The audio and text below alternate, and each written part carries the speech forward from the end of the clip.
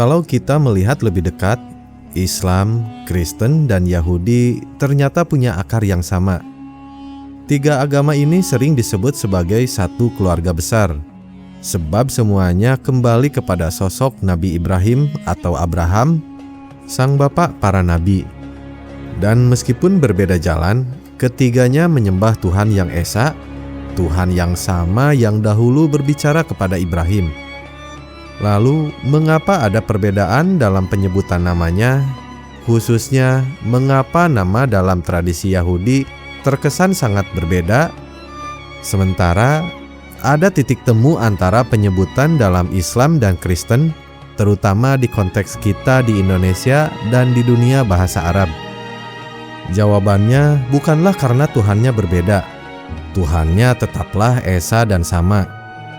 Perbedaannya terletak pada sejarah, bahasa, dan tradisi teologis yang unik dalam perjalanan masing-masing agama ini dalam mengungkapkan rasa hormat dan cinta mereka kepada Sang Pencipta. Mari kita jelajahi satu persatu. Untuk memahami ini, kita harus kembali ke akar bahasa. Bahasa Ibrani, bahasa kitab suci Yahudi, bahasa Aram, bahasa yang digunakan oleh Yesus dan para muridnya, dan bahasa Arab, bahasa Al-Quran. Semuanya berasal dari rumpun bahasa yang sama, yaitu bahasa Semitik.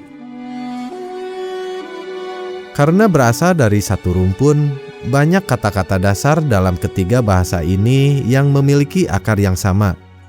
Ini termasuk kata untuk Tuhan. Dalam bahasa Ibrani kuno, salah satu sebutan paling awal untuk Tuhan adalah El atau Eloah. Bentuk jamaknya Elohim adalah kata yang paling sering digunakan dalam kitab Taurat untuk merujuk pada Tuhan yang Esa. Penggunaan bentuk jamak di sini seringkali ditafsirkan oleh para ahli sebagai pluralis majestatis atau jamak keagungan untuk menunjukkan betapa agung dan mulianya Tuhan.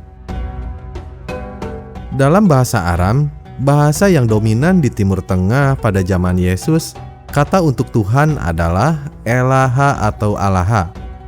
Ini terdengar mirip dengan Eloah dalam bahasa Ibrani, bukan? Ketika Yesus disalib, salah satu ucapannya yang tercatat adalah dalam bahasa Aram, yaitu Eloi, Eloi, lama sabaktani, yang berarti Tuhanku, Tuhanku, mengapa engkau meninggalkan aku? Kata Eloi di sini adalah bentuk kepemilikan dari Elaha. Dalam bahasa Arab, kata untuk Tuhan adalah ilah. Ketika orang Arab ingin merujuk pada Sang Tuhan yang satu-satunya, mereka menambahkan kata sandang tentu al di depannya menjadi al-ilah. Seiring berjalannya waktu dan penggunaan sehari-hari, Al-Ilah menyatu menjadi satu kata yang kita kenal sekarang, yaitu Allah. Secara linguistik, kata Elohim dari Ibrani, Elaha dari Aram, dan Allah dari Arab adalah kata-kata kerabat atau kognat. Mereka berasal dari akar kata Semitik yang sama untuk menyebut entitas ilahi. Jadi, dari sudut pandang bahasa saja, kita sudah melihat benang merah yang sangat kuat. Nama Allah bukanlah nama yang baru, melainkan evolusi linguistik alami dari akar kata yang sama yang digunakan oleh umat Yahudi dan Kristen awal di Timur Tengah.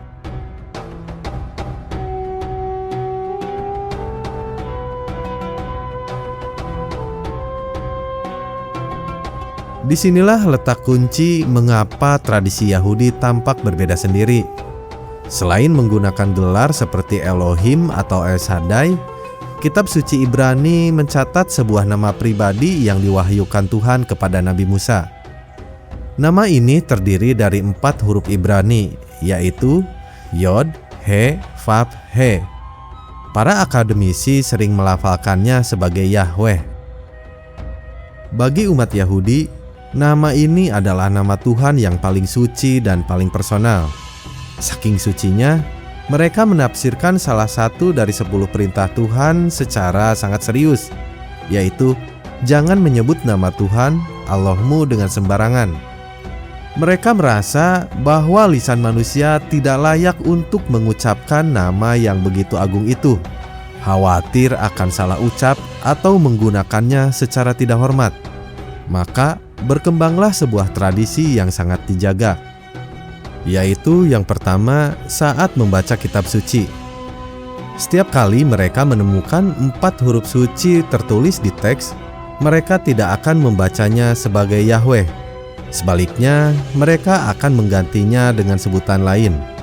Sebutan pengganti yang paling umum adalah Adonai, yang berarti Tuanku atau My Lord. Dan yang kedua dalam percakapan sehari-hari. Untuk lebih berhati-hati, mereka seringkali hanya merujuk Tuhan sebagai Hashem, yang secara harfiah berarti Sang Nama. Jadi, perbedaan dalam Yudaisme bukan karena Tuhannya berbeda, tetapi karena mereka memiliki tradisi penghormatan yang mendalam terhadap nama pribadi Tuhan dengan cara tidak mengucapkannya secara langsung. Mereka menggantinya dengan gelar-gelar seperti Adonai atau Hashem. Inilah yang membuatnya terdengar sangat berbeda dari tradisi Kristen dan Islam yang tidak memiliki tradisi substitusi yang sama persis.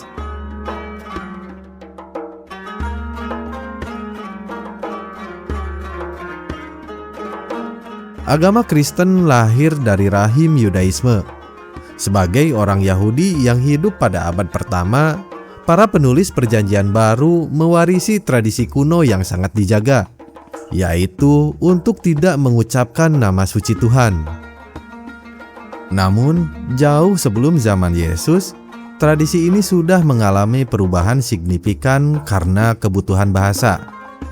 Kitab suci Ibrani diterjemahkan ke dalam bahasa Yunani, sebuah karya yang dikenal sebagai Septuaginta, untuk melayani orang Yahudi yang tidak lagi berbahasa Ibrani.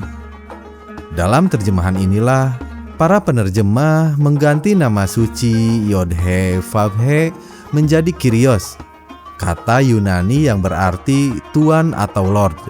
Ini adalah padanan yang setara dengan sebutan hormat Adonai dalam bahasa Ibrani. Pola ini kemudian diwariskan dan diikuti penuh oleh para penulis Perjanjian Baru seperti Matius, Markus, Lukas, dan Paulus. Ketika mereka mengutip Perjanjian Lama, mereka menggunakan kata Kyrios untuk merujuk pada Tuhan, mengukuhkan tradisi penggantian nama suci dengan gelar kehormatan. Sejak saat itu, tradisi penerjemahan ini terus berlanjut seiring Alkitab disebarkan ke berbagai penjuru dunia.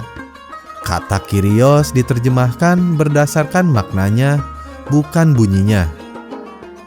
Inilah alasannya mengapa kata Kyrios bertransformasi menjadi Lord dalam bahasa Inggris, Dominus dalam bahasa Latin, Herr dalam bahasa Jerman, dan yang kita gunakan hingga kini, Tuhan dalam bahasa Indonesia. Lalu, mengapa ada persamaan Kristen dengan Islam? Disinilah konteks geografis menjadi penting.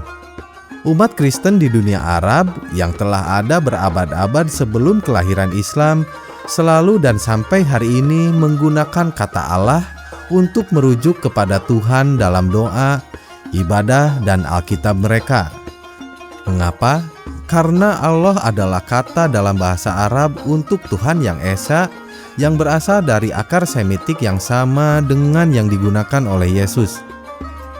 Jadi, ketika kita di Indonesia mendengar umat Kristen menggunakan kata Allah, ini bukanlah peniruan, melainkan bagian dari warisan kuno kekristenan Timur Tengah yang menggunakan bahasa Arab. Kekristenan mewarisi tradisi Yahudi untuk menyubstitusikan nama Yod-He Vav-He umumnya dengan gelar Tuhan, yaitu Lord dan Kyrios. Namun dalam konteks bahasa Arab, nama yang digunakan secara alami adalah Allah, yang menunjukkan akar Semitik bersama dan menjelaskan persamaan yang Anda amati.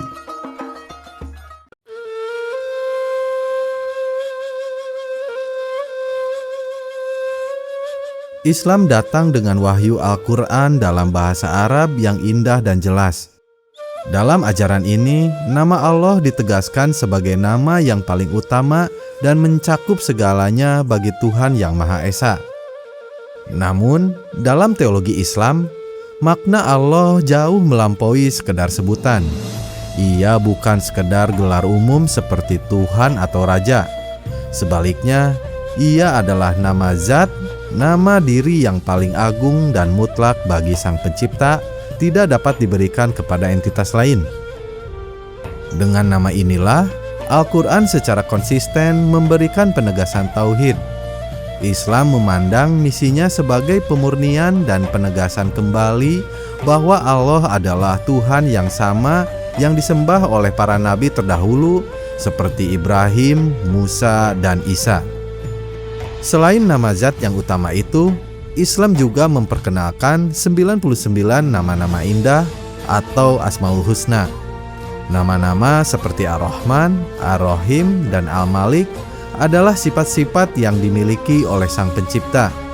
Meskipun demikian, nama Allah tetaplah yang paling agung karena ia merangkum semua sifat-sifat tersebut. Islam menegaskan Allah sebagai nama yang paling tepat dan utama untuk Tuhan Yang Esa. Nama ini yang berakar dari bahasa Semitik yang sama dilihat sebagai puncak dari pewahyuan tentang siapa Tuhan itu, sekaligus mengafirmasi bahwa Dia adalah Tuhan yang sama yang disembah oleh para nabi dalam tradisi Yahudi dan Kristen.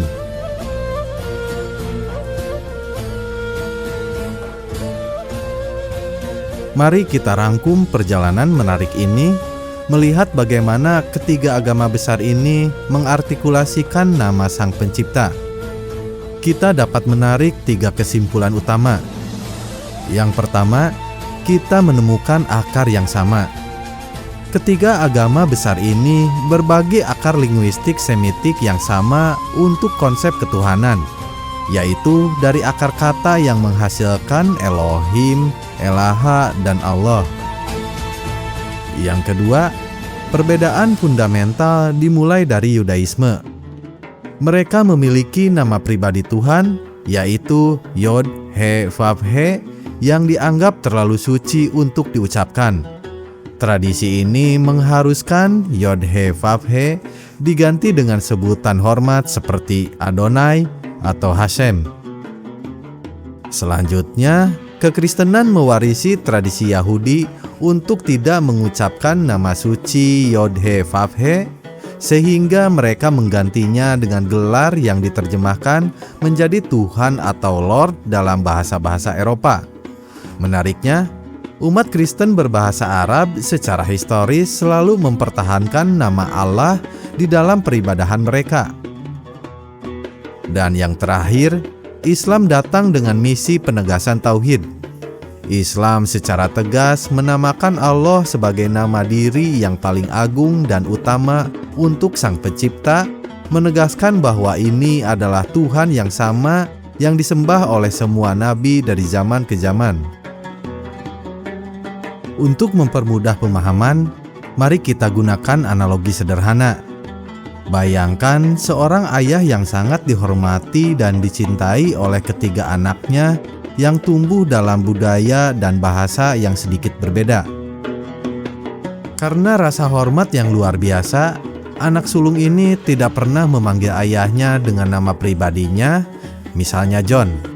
Ia selalu memanggilnya dengan sebutan penghormatan seperti ayahanda atau bapak. Pola inilah yang kemudian ditiru oleh anak tengah. Anak tengah belajar dari kakaknya dan juga memanggilnya bapak. Namun, karena ia tinggal di lingkungan yang berbeda, ia menerjemahkan sebutan itu ke dalam bahasa setempat, menggunakan kata seperti father atau pater. Walaupun begitu, perlu dicatat, jika ia tinggal di lingkungan Arab, ia akan tetap merujuknya sebagai Allah. Lalu, kisah ini diakhiri oleh anak bungsu. Anak bungsu datang dan menegaskan, nama ayah kita yang paling agung dan paling benar dalam bahasaku adalah Allah. dan Dia adalah Bapa yang sama yang kita semua cintai. Jadi, ketiganya merujuk pada sosok ayah yang sama, namun dengan panggilan yang berbeda karena tradisi, rasa hormat, dan bahasa. Perbedaan panggilan ini tidak mengubah identitas sang ayah.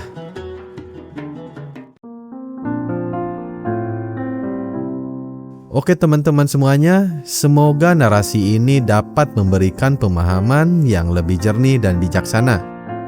Perbedaan dalam penyebutan nama Tuhan bukanlah bukti perpecahan, melainkan bukti kekayaan sejarah, keragaman bahasa, dan kedalaman cara manusia dalam mengungkapkan cintanya kepada Tuhan yang Esa, Tuhan yang sama yang dipanggil oleh Ibrahim, sang Bapa kita semua.